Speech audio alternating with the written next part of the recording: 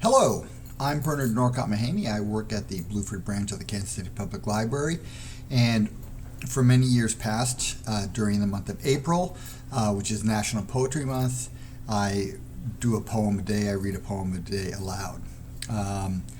And generally I do either a single poet or I do sort of a theme. And so, because I'll be going to a book discussion about a particular book, I decided to read poems from that book for this National Poetry Month. So for 2024, I will be reading a poem a day from a book called 100 Poems by Seamus Heaney.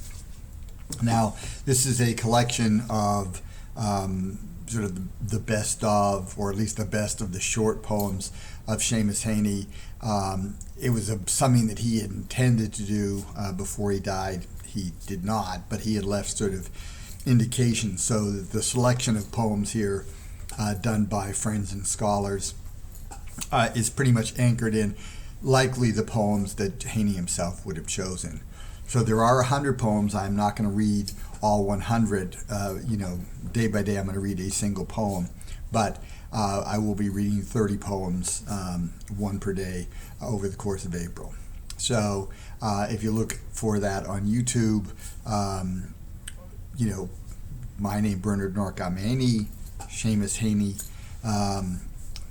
the poet, then you're likely going to find it. So again, I'll be reading poems from Seamus Heaney, 100 poems over the course of April. So these are short poems. Heaney is was, since he has passed, a wonderful poet.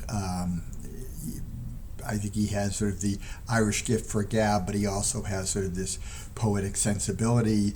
And I think one of the great things about the Irish is they manage to make English sing in ways that sometimes the English do not.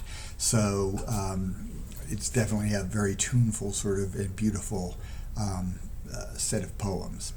So happy National Poetry Month, and starting on Monday, which is April 1st, I will be reading one poem per day of Seamus Heaney, 100 poems.